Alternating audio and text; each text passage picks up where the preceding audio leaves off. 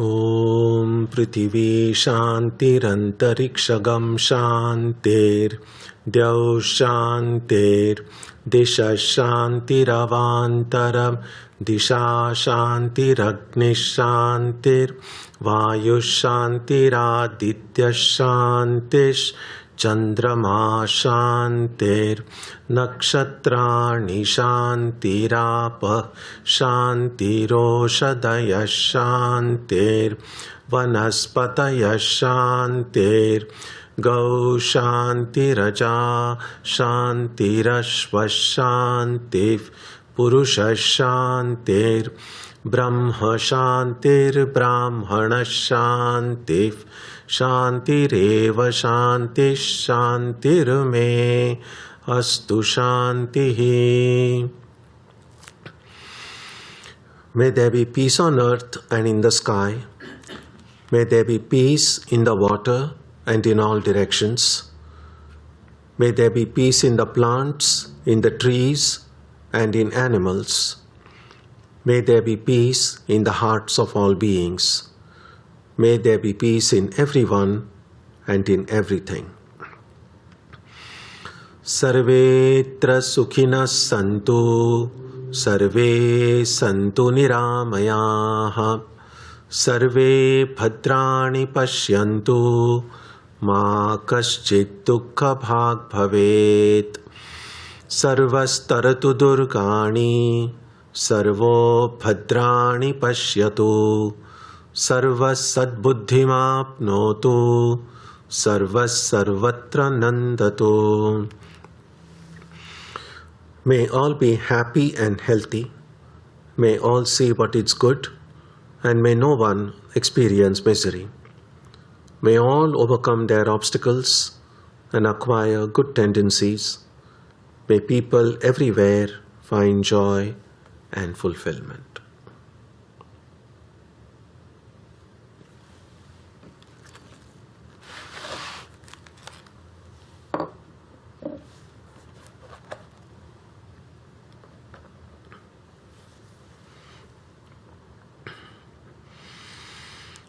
Let us now spend some time touching the center of peace and joy in our hearts. A good way to begin the practice is to withdraw the scattered energies of the mind and bring them to rest on one point. That point can be our own breathing. Let us therefore practice breathing with awareness.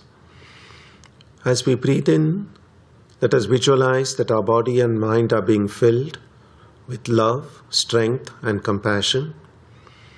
And as we breathe out, let us release all the stress, anxiety, and exhaustion in the body and mind. Let us practice this way for a while.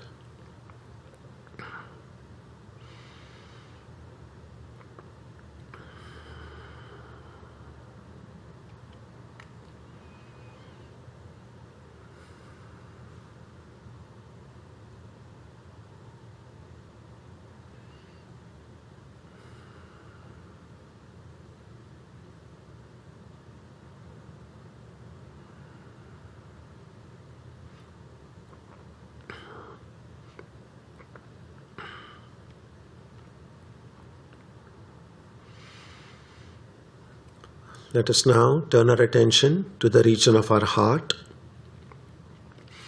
Although God is present everywhere and in everyone, the divine presence can be felt most clearly in our own hearts.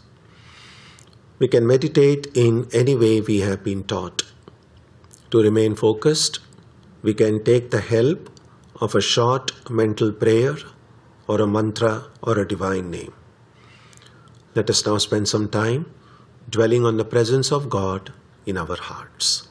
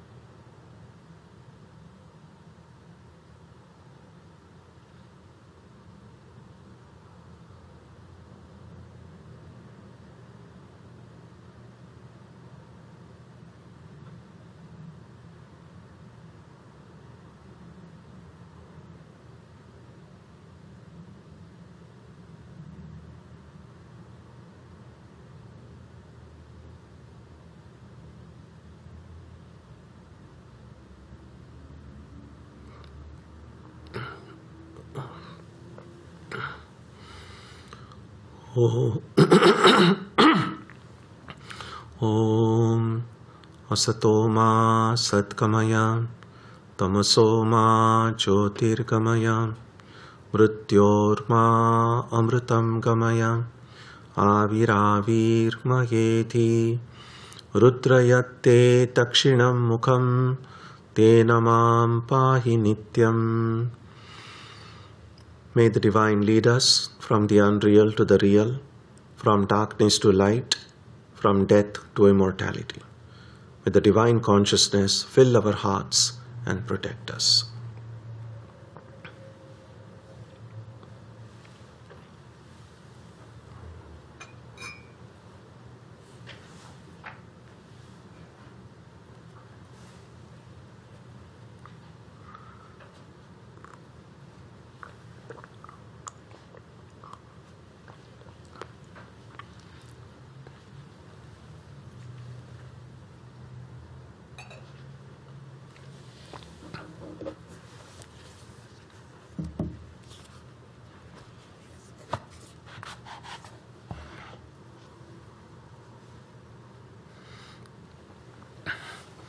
We begin today on verse number 283.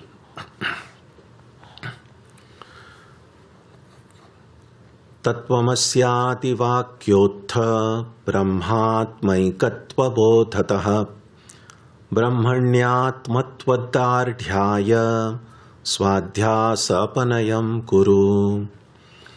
The knowledge of the self's identity with Brahman is generated by statements such as "you are that," Tattvamasi. With that knowledge, get rid of the superimposition in order to strengthen the identification with Brahman. We have seen a detailed exposition of this in the earlier part of this book, where when the teacher tells the student, Tattvamasi, you are that infinite one. If the student is ready for that highest knowledge, then as soon as the student hears the teacher say, you are that infinite one, at once the student knows, I am the infinite one. That's pretty obvious. If someone tells me, you are this, and I trust the words of that person, then I at once get the knowledge. The knowledge that one gets from the teacher, when the teacher says, you are Brahman, is a direct knowledge. Now there are two kinds of knowledge, as you might remember. One is a knowledge that is mediated through the senses and the mind. That, in other words, to get that knowledge, we use our mind and the senses. And the other knowledge is which bypasses the mind and the senses. So then all knowledge that comes with the help of the mind and the senses is objective knowledge. So if I look at a chair and I get the knowledge that this is a chair, that's because the existence of that chair was mediated through my senses, through my eyes seeing it, then my mind interpreting that knowledge using the categories that I was familiar with and recognizing this form and this kind of object matches with what I recognize as a chair. So if the teacher said this is a chair, I get the knowledge this is a chair. But here the teacher is saying, you are that infinite one. So the knowledge here is subjective, not objective. In other words, the knowledge that the student gets is not that, oh, this is Brahman, but that I am Brahman. And the knowledge of who I am does not need the senses. I don't need to look at myself to know that I exist. My own existence the knowledge of my existence comes without going through the process of the senses and the mind. So here, one of the questions that comes often, and that we have seen on earlier occasions as well, is that the basic problem in Vedanta is simple, that I have forgotten who I am. And if I've forgotten who I am, then all I need to do is someone to remind me of whatever I have forgotten. And that's essentially how it is. If I have forgotten something and someone comes and tells me, oh, this is what you have forgotten, then the problem is solved. Now, why isn't the problem solved in this case? I have forgotten that I am Brahman, that I am the infinite one. The teacher comes and tells me, you are the infinite one, or I read it in a book, I am the infinite one. But still, that problem is not solved. Now, there are two major obstacles to that. One is called asambhavana, and the other is called viparita bhavana. Now, asambhavana can occur with regard to the source from which that knowledge comes, or it can come to the meaning of that information as well. For instance, when we read Tattvamasi, you are that, one of the doubts that can come is it really true? How do I know it's true? It could be just another story, just another part of mythology, just some stray remark. So that is one doubt that can come. And which is why we need to have faith in the authenticity of the source. Because if someone tells you something and you don't trust that information, I mean, to kind of give a secular example is, if you hear the news on a certain channel, let's say if you hear the news on Fox News, you might think about it one way.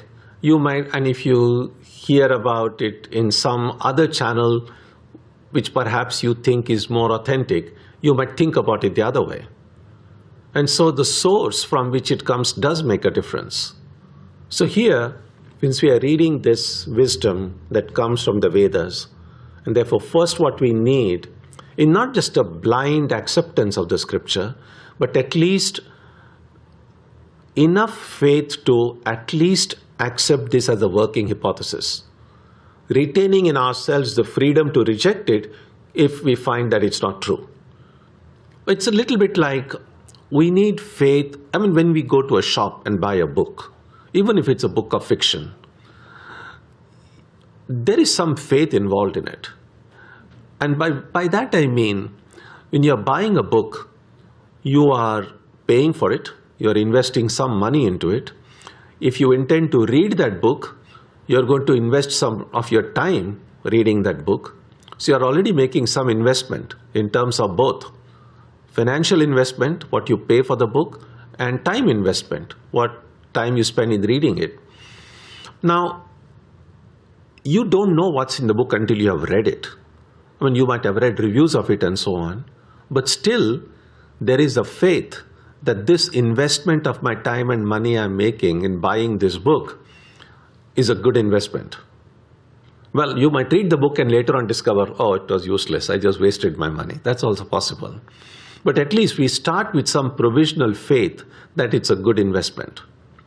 Similarly, when we're reading a book like the one we are reading now, Vivekachudamani, you are investing. Those of you who are coming or attending these classes regularly, you are investing an hour or more of it every week, of your time, certainly.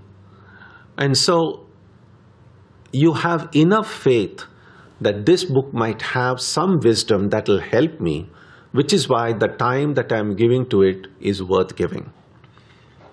And so doubts can come if we first question the authenticity of the source itself, that it may not be a good investment. Or second thing would be, is this really what the book says? Is this really what the Vedas say? Have I heard my teacher correctly when the teacher said you are that? So that's the first kind of doubt. The second kind of doubt would be a doubt related to our own experience. Because you are that, meaning you are this infinite one, birthless and deathless, pure and perfect, It contradicts our experience. We don't feel we are birthless or deathless. If that were true, then we would never celebrate our birthdays. We would never be concerned about death because I am birthless and deathless. But we do feel that we were born at some point. We know that we are limited, we are not eternal. And so this teaching, you are the eternal one, contradicts our experience. So that's the second doubt. How is it even possible? Now, when these doubts come, then the teacher says, okay, if the student hasn't become enlightened immediately after hearing the teacher, the teacher now says, reflect on it. That's why the first step is Shravana, hearing. The next is Manana, reflect on it. And a lot of times, the doubts that we have do get resolved when we keep on reflecting on it, looking at it from different angles, trying to see the different shades of, or the depths or layers of meaning that I may have missed earlier. So a lot of times, through reflection, the doubts go away. And it's possible that when the doubts go away, I might become enlightened. But sometimes people find that even after reflection, they don't become enlightened. Because a second kind of a obstacle comes in. And that is called Viparita Bhavana. So Asambhavana means doubt. Viparita Bhavana means a contrary experience. That is, let's say intellectually it might make sense. Lot of these teachings appear very logical and it all makes sense. But we are still stuck with the idea, it may make sense intellectually, but in my day-to-day life, as I go through my day from morning to night, I still feel like a limited human being. I like the idea that I am infinite, I am birthless and deathless, but that's not my experience. How can I actually experience that? So that understanding the ideal intellectually, but inability to experience it in daily life, that gap can be bridged only through then the third step, which they say nididhyasana, then meditate deeply on that truth. So that is what is mentioned here. The knowledge that is generated is direct, I am Brahman. And as I said, it could be generated immediately if I am ready, ripe for that knowledge. If not, I have to go through this second and third step of reflection and meditation. And it's not indirect that this is Brahman. But this knowledge needs to be strengthened. Otherwise, the moss will once again cover in stagnant water. So this is what happens. Why does this knowledge need to be, you see in the translation it says, in order to strengthen the identification. So it's not enough. Sometimes we may see, when we are reflecting on these teachings, and there are times in life when we just feel completely at peace with ourselves, completely calm, and the truth of these teachings becomes much more clear, much more transparent to the mind. And when that happens, we just feel happy that, oh yes, now I get it. Now it makes sense. Which is wonderful. It's a great experience, really. Even if it's purely at the intellectual level, it's still a great experience. But then, we are not able to hold this experience. And this is not just in a very philosophical way. There are sometimes even in devotional terms, when one relates to the divine, let's say I'm a child of God. And there are times during prayer, during meditation, one may feel that connection with the Infinite One in a much more tangible way, much more real way. And those are the days we enjoy that prayer, enjoy that meditation, when we kind of feel that somehow a kind of a transcendence in itself, even if it is momentary, even if it is for just a second or two. But then we again just come down, just third, we are just back again. There's one moment I'm a child of God, and the next moment I'm my own stupid self. So how do I hold that experience? And that's the challenge in life. The first challenge is to get that experience. The second is to hold that experience. And that holding requires that I keep on doing the practice again and again and again without getting tired.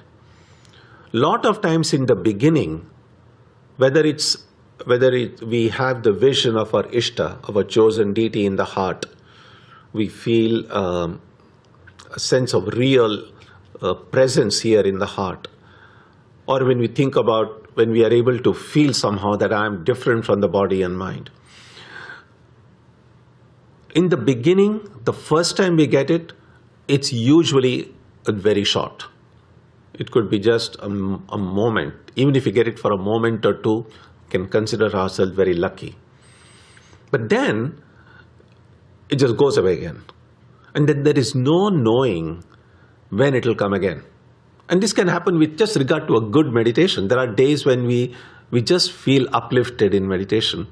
And then we hope, I hope now, every day like this I'll meditate like that. It doesn't happen.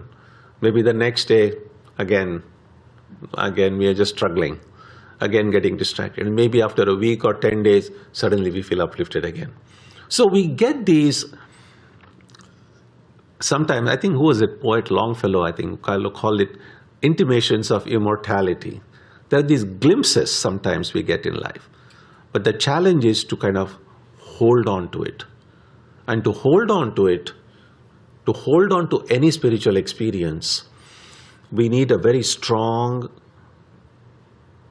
moral life.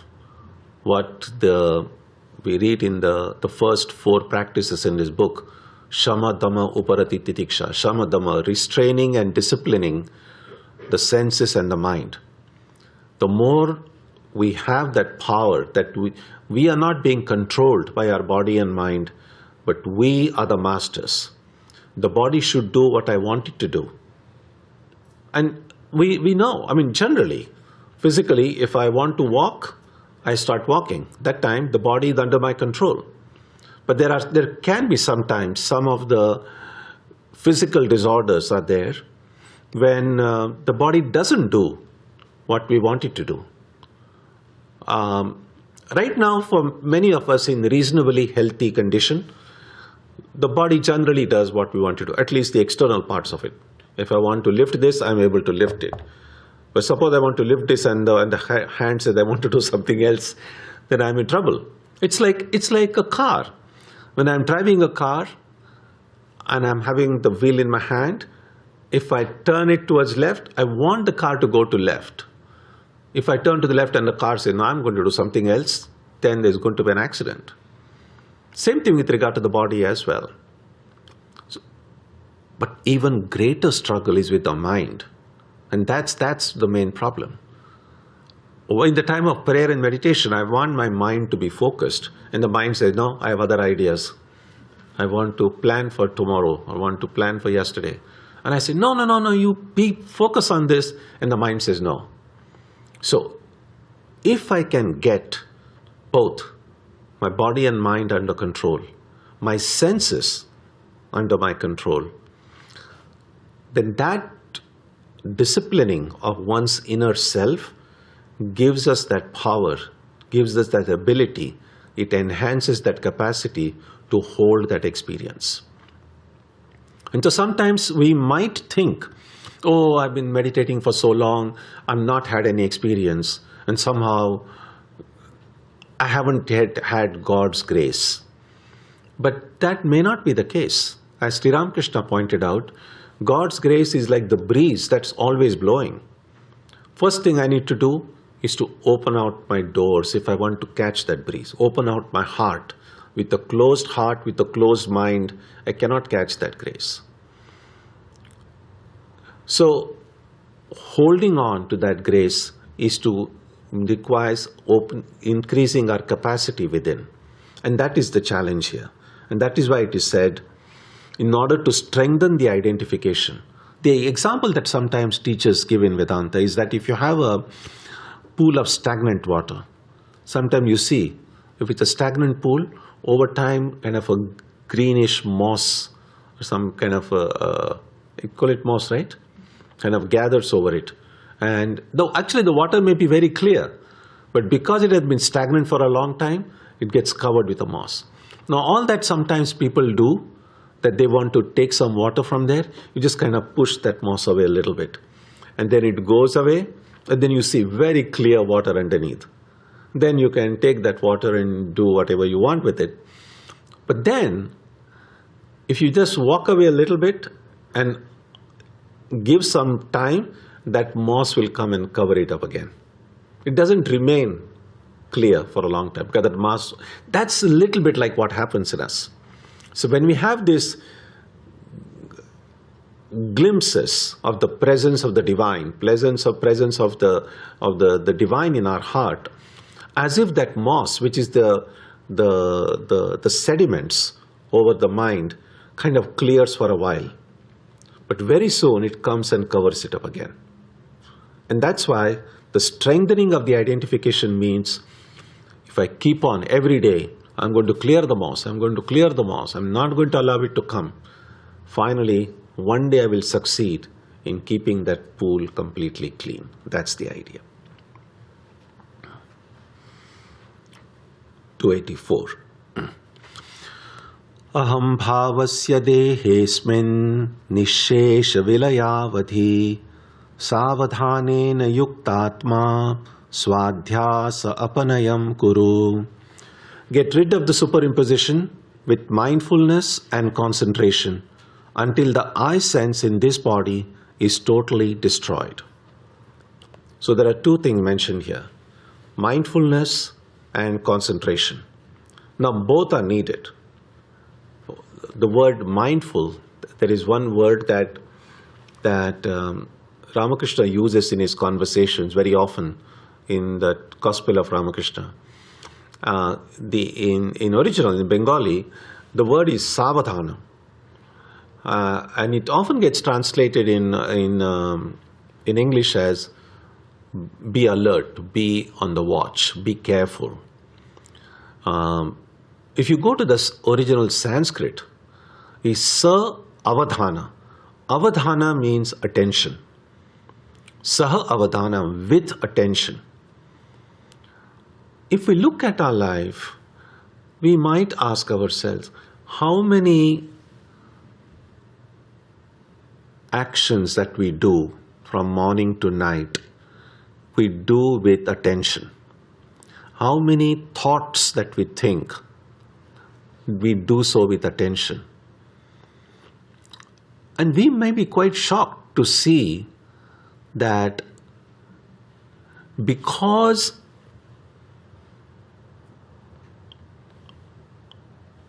let me put it this way.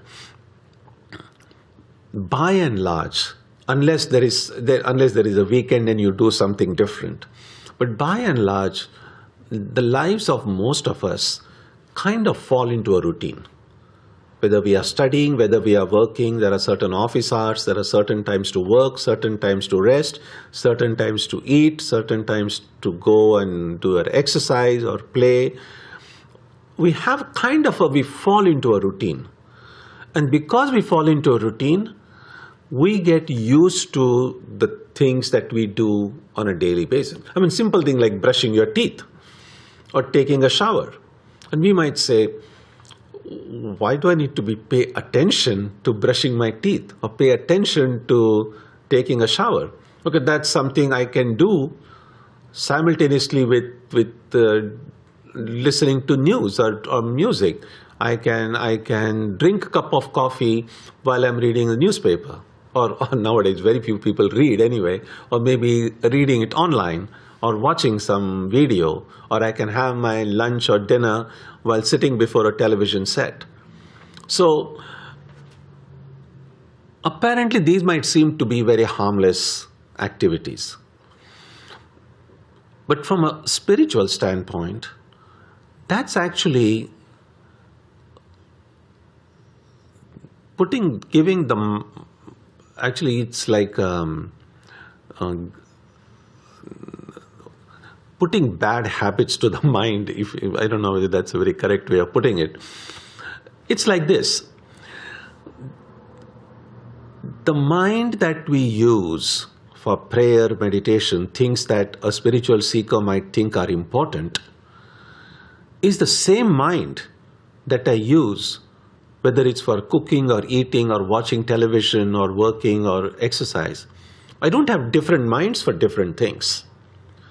So if most of the day my mind has gotten used to doing things mechanically because things are repetitive, then all of a sudden when I sit for prayer and meditation, it's not possible for the mind to become attentive, to become alert.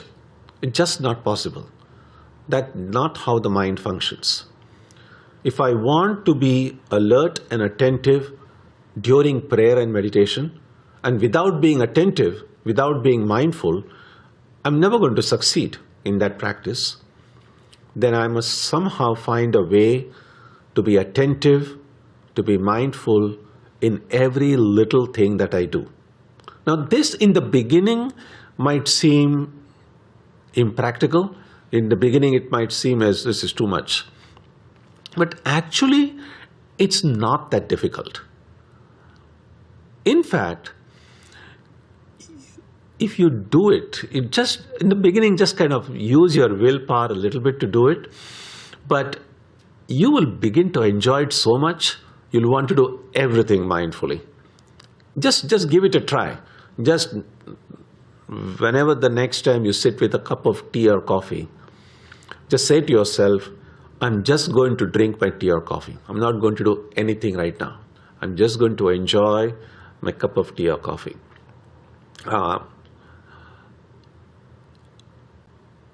I'm quite certain you will enjoy that cup of tea more, a cup of coffee more, than if you were simultaneously listening to news or doing other things at that same time.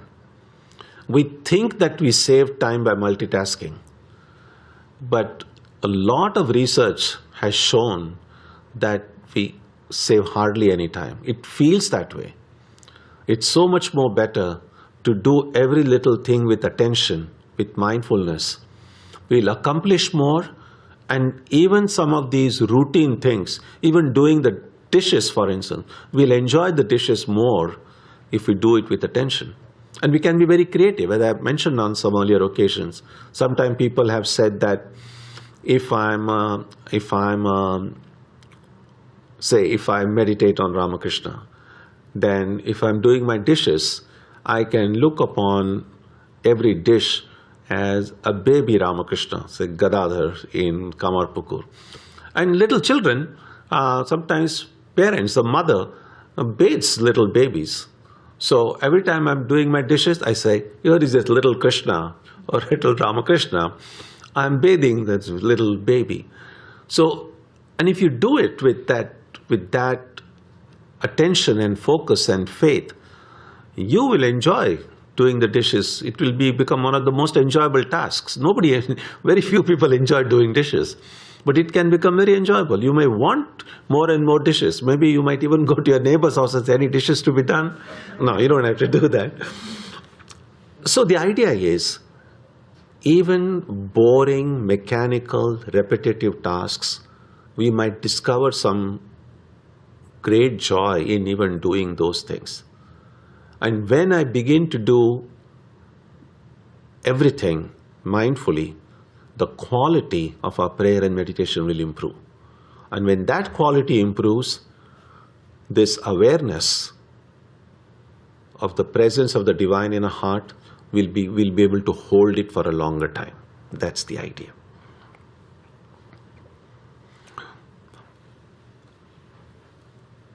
It says, until the I sense in this body is totally destroyed. Because until the I sense remains, ignorance is still present. Until ignorance is still present, I have not had complete knowledge. So the only way to know that knowledge has come is when ignorance goes, and if the to know that ignorance goes, my I completely disappears. Totally. It disappears temporarily in deep sleep, not totally. A total disappearance will go. That is why that saying which Ramakrishna often used to quote, it's actually a Bengali proverb, and it's translated into English. It becomes, when will I be free? When I, the ego, shall cease to be. When the I goes away permanently, that's like the time I can be said to have become spiritually enlightened. So totally destroyed, that adjective totally is important as well. Because as I've said earlier, there are times when we might feel very uplifted, that I don't feel any ego now. I'm just feeling wonderful. I'm just a child of mother, which is nice. But as I said, that this I still remains within in a very subtle form. And the moment my alertness goes away, it again sprouts up. Ramakrishna sometimes gives the example of a tree, and he says, even if you chop it off, and then next day again you find a little bit sprouted again. That's why it's not enough to just chop it off from the stem. You have to uproot it fully. Even if a little bit of the root remains, such is the power of prana in it, then the shoot comes up again. The ego is like that. We might feel as if my ego has gone away, but it remains inside in a very subtle form. And if I'm not careful, it again comes up again. That's the idea. Verse 285.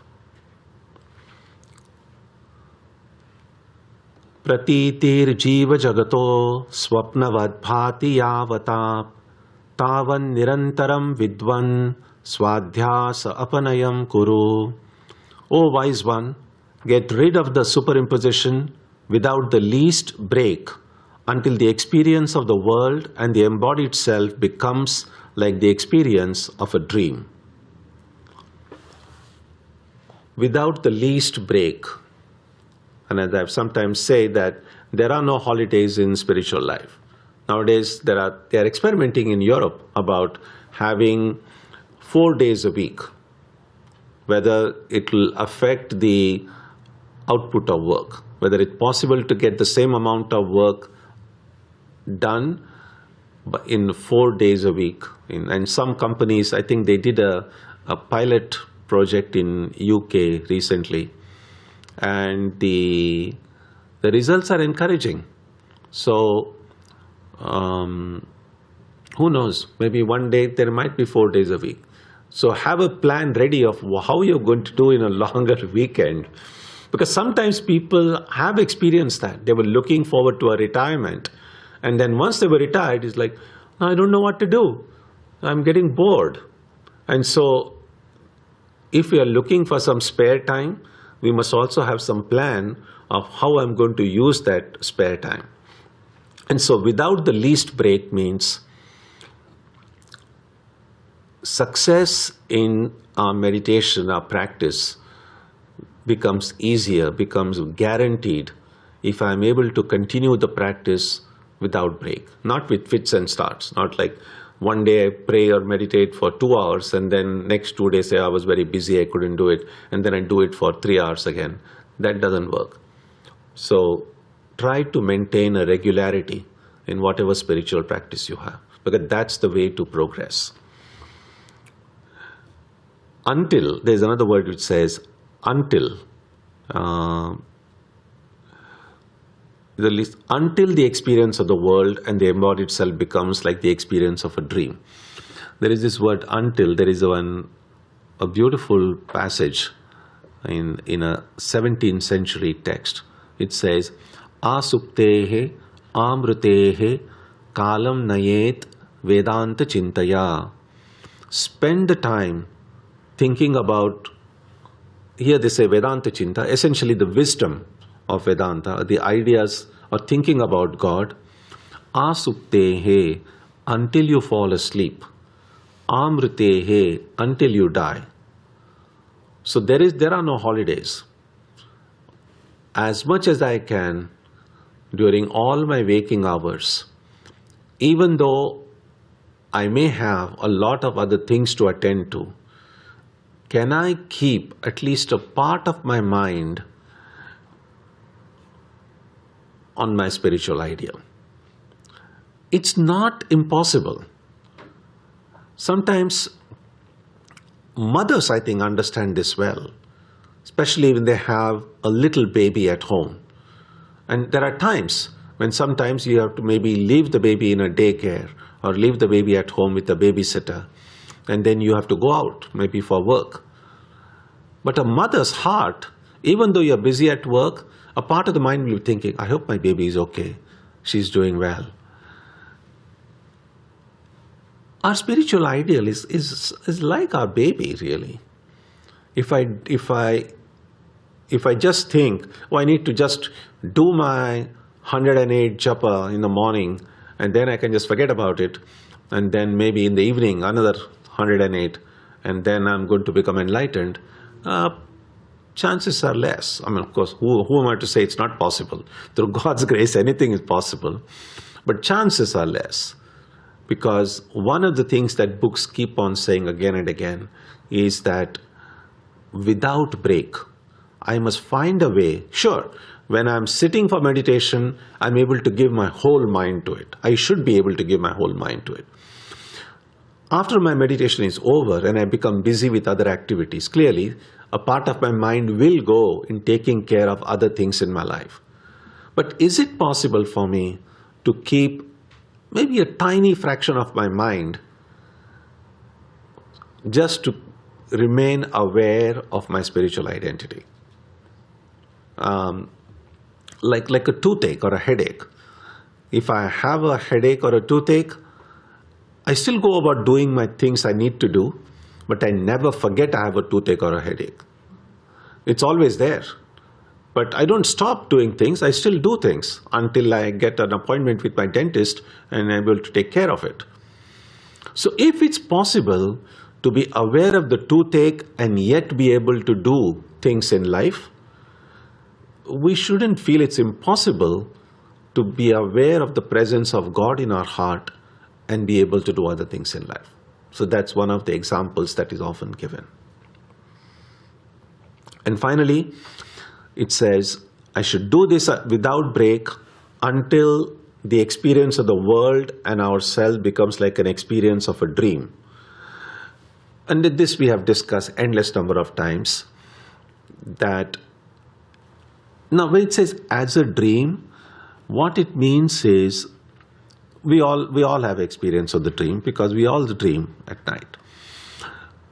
But right now, we don't have the experience of dream as dream while we are dreaming. We experience the dream, but we know it is a dream only when we wake up. And what is being suggested here is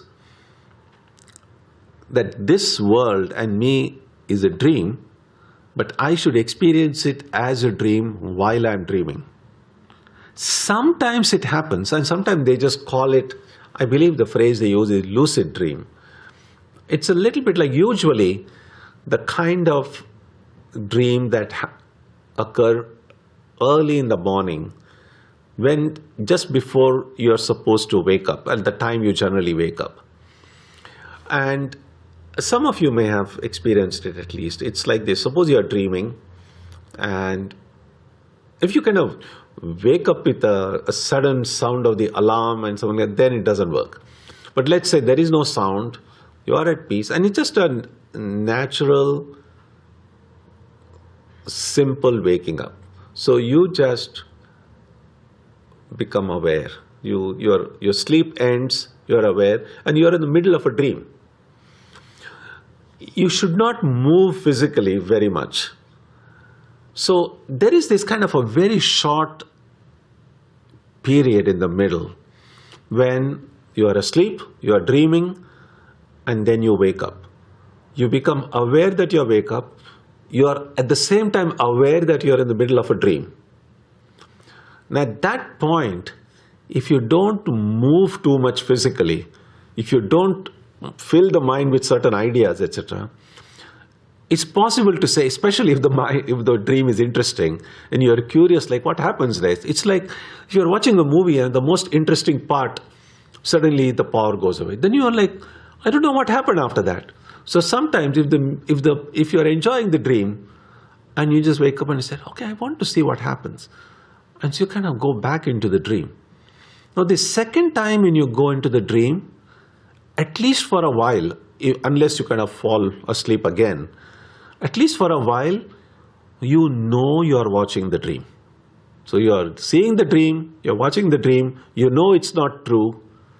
And then sometimes we just kind of have a second bout of sleep after that. And then again, the dream becomes like a regular dream. So that's what is being referred to here. That is, this world is a dream, that my present human, mortal identity is a dream. But this is something I should recognize while I'm dreaming. That kind of an experience would mean then that superimposition has been removed.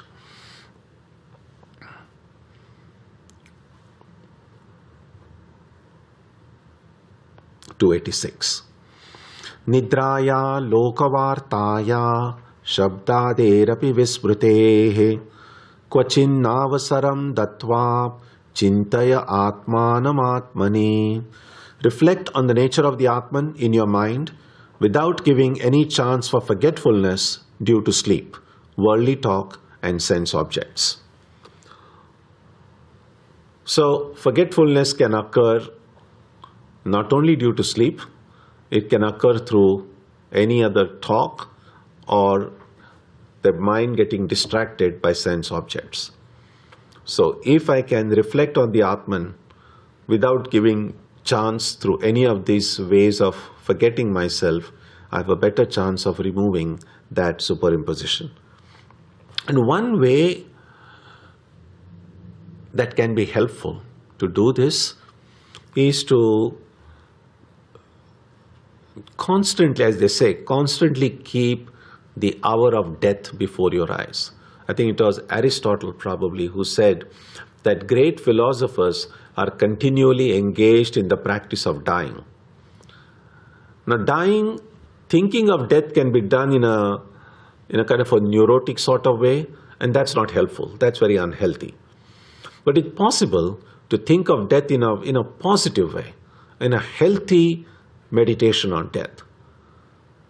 And as adults, we should be able to think of death without getting panicky about it. Because if you're still getting panicky about it, that means I haven't, in certain respects, not grown enough. That if we can look at death as, yes, things are changing within me. At one time I was a little baby, and then I'm going through these different stages in life, and looking at what had happened to other people in my lives, looking at my grandparents, my great-grandparents, my own parents, we know that one day I am also in that same life cycle. And just as the people in my earlier generation have moved on, I will be moving on too. And if I can do this in a healthy sort of way, it can be very beneficial spiritually. Because the more I try to run away from that idea, the more it will chase me. The more fearful I will be, even to contemplate, even to think about death. But if I can look it in the eye and say, yes, I know. I don't want to die immediately, but I know it's coming. So if I'm able to face that possibility of death, it will lose its sting. I will not be afraid of it anymore. And so the more we think of something, the more kind of a routine it gets. It's a little bit like, think about it this way. If there is a horror movie, which suppose you're afraid of horror movies, and there is a horror movie and you said, oh, I can't even see it, it's terrible, I'm afraid. Okay, just force yourself to see it. And then force yourself to see it a second time, a third time, a fourth time. Then, if you've seen it a number of times, then it's not going to frighten you anymore, because you know, okay, this is what the next scene, this is what's going to happen, this is what's going to happen. It loses its sting. The idea of death, and not just kind of a random abstract death, idea of one's own death is a little bit to many people like a horror movie. And said, I don't want to deal with it. I don't want to think about it. I know it will come, but I don't want to think about it. On the other hand, you say, no, I'm going to think about it. Yes, it's going to be difficult. It will be terrible, but think about it. And think about it again and again and again until it becomes such a boring, mundane subject that when death actually comes, you'll say, yeah, I've thought about it so often. I'm not worried. That's the thing. And simply is this. We all make plans in life. We make plans for things that may or may not happen. But here is this one thing that's absolutely going to happen. We are going to die. One day. We don't know when, but one day, yes. Isn't it strange that we don't have any plan for it? And so, what this text is saying is, think about it. Because if I think about it, it will stop bothering me. And if it stops bothering me, I will recognize, see, if we knew when we are going to die, think about it this way. Suppose we knew when we are going to die. Suppose I knew through some, let's say the Lord himself comes and says, you're going to die tomorrow at 7 o'clock in the morning. Now, of course, since it's a very divine revelation, there's no way it can be changed. I might want to live longer, but that's it. I'm going to die 7 o'clock tomorrow. That's what the divine voice says. So what is going to be the state of my mind until 7 o'clock tomorrow? Because that's what's going to happen. Nothing can change it. Now, those few hours that are left in my life, would I want to be mean to someone? Would I want to hate someone? Would I want to fight with someone? And I would say, what's the point? Just within a few hours, all of this is going to vanish. Why would I want to fight with anybody? If someone comes and says, oh, can you give this to me? And I say, no, this is mine. I cannot give it to you. I wouldn't do that. It's like, well, within a few hours, not just this, everything is going to go away. So all these selfishness, self-centeredness, hatred, anger, jealousy, all of the negativities we have are based on this false assumption that I'm going to be here for a long time. And I need to kind of accumulate, I need to preserve, I need to put down other people. And any moment of our life, everything can go away. So if we can be aware of this simple truth, that any moment can be my last moment, our life will change. It's so much easier to think of God when we become aware of the fragility of life, of the uncertainty of life. But as I said, don't do it in a neurotic sort of way, because it can be a very unhealthy way. The idea is not to become depressed. The idea is to become cheerful, because those who have thought about it in a positive way are the happiest people in life. You will see they are able to love others and love themselves well. They are able to always be cheerful. It doesn't feel that way, but that's the effect. If I can overcome the fear of death by thinking about it positively, constructively, I'll be the happiest person in life. The more I try to run away from it, try to avoid thinking of it, I'll be always fearful. I will always want to find ways to keep, because we cannot keep that thought away. And that's why people try to to busy themselves, not because they enjoy doing work, because they are afraid that if I'm not busy, then these unwanted thoughts will come and disturb me. And so there's a lot that goes here. And so that's why it says, without giving a chance for forgetfulness due to sleep, worldly talk and sense objects. And one way, as I said, to avoid that forgetfulness is to think about death in a very positive way. So we'll stop here. If you have any thoughts, ideas, questions?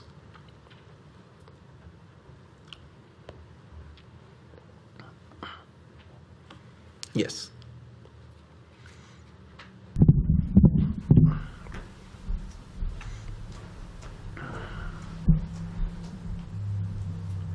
Hariom Swamiji. Swamiji, if we're doing dishes and while thinking of a dish as baby Ramakrishna, aren't we then not focusing on doing the dishes? We're not focusing on, if while doing dishes my mind is actually on God or on Ramakrishna, I'm not actually focused on doing the dishes. I'm not focused on it's possible to do it. That, well, this is Ramakrishna here in my hand.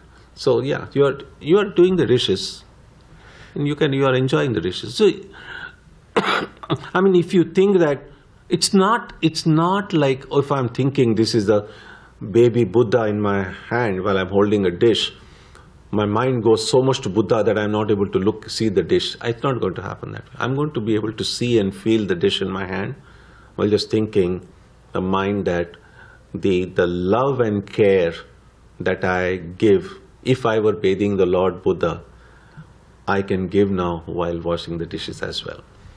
My confusion around mindfulness has been around that often it feels you have to take your mind away from the present to bring it back to the present. Yeah. Almost, if you're doing an activity. Right. And that's why. Yeah, it's just more, it's not so much you're taking your mind away from the dishes to take it to Ramakrishna or Buddha. It's more a way of associating certain actions with the things that you want to remember. And so you are not lost touch with the dishes that you are doing, but you are associating that activity with something that is helpful to you in spiritual life. That's the idea. And of course, if someone wants to not necessarily think that they are bathing Ramakrishna, they can just say, well, I'm just doing the dishes. I love this dish and I love the way the dish is shining. That's fine too. Yeah.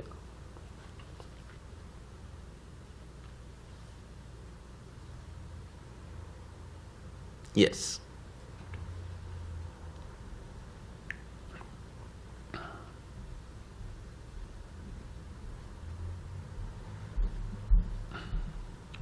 So Swamiji, so regarding the mindfulness discussion before, so if we want to be mindful at all times, does that mean we should totally eliminate wandering mind? So the mind wanders quite a lot, and it's not really controlled in being engaged in anything that you're directing it towards, which is a wandering mind. So does that imply that we don't want to have a wandering mind at all?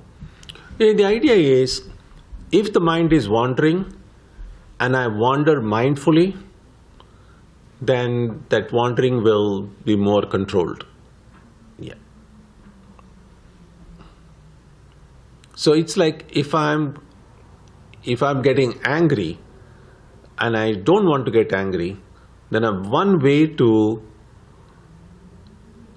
prevent anger from exploding is to become aware of the anger.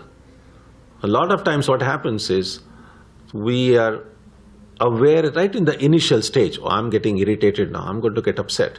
Up to that point I'm aware, and then when I actually get angry, then my mindfulness or awareness of that anger goes away. Then I become the anger myself. And in that state, I may say something, I may do something, and then later on regret comes. Later on we feel, oh, I shouldn't have said that, I shouldn't have done that. I feel like that because that time if I were aware, I wouldn't say those things. If I were aware, I wouldn't do those things. And so that's why, even if the mind is wandering, let me be aware of the mind's wandering, and then the mind itself will say, oh, okay, I am now.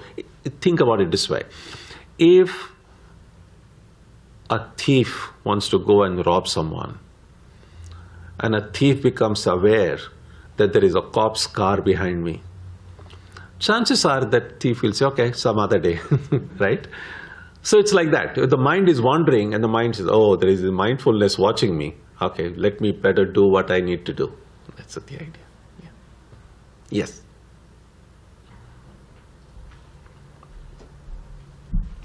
Swamiji, when you brought up anger in the mindfulness, I'm curious, this has been on my mind for a while, but what's the difference between being mindful of anger and repressing anger?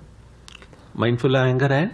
And repressing anger, like holding it in versus just being mindful of the irritation. Okay, sure, yeah. Thank you. Yeah, the holding the anger inside is,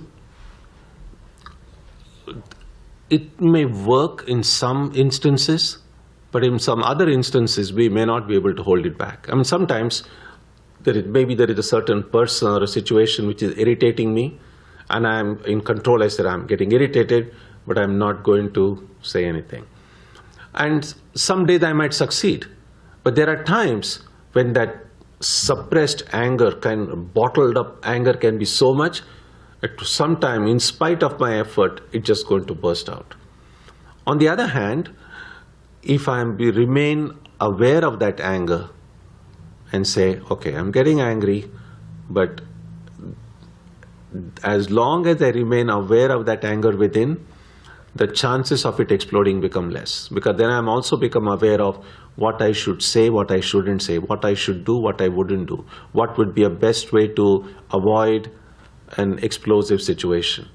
So awareness does help in getting rid of it. So bottling it up inside, controlling is good. I'm not saying we shouldn't have to. Not everything that comes inside I have to kind of let it out, this thing. But if I become aware of it, I will know what and how I should deal with it. Okay? Yeah. Okay, so next week when we meet, we'll begin with verse 287. Om Jananim Saradam Devim Ramakrishnam Jagadgurum Padapadme Tayo Shritva Pranamami Muhurmuhu.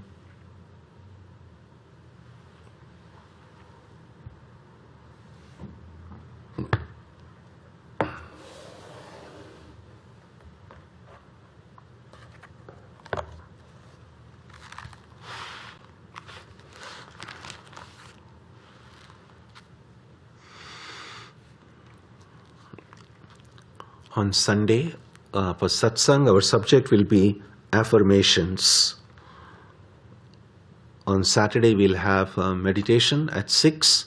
Next Wednesday, we will continue this study. We'll conclude with a prayer now.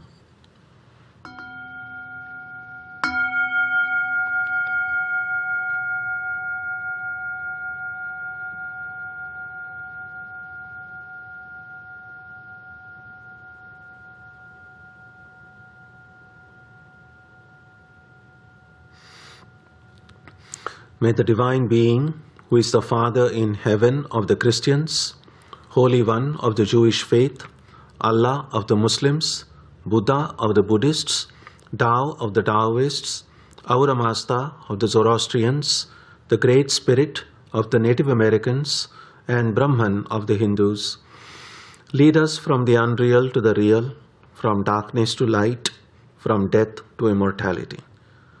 May we be granted strength, freedom, and clear understanding.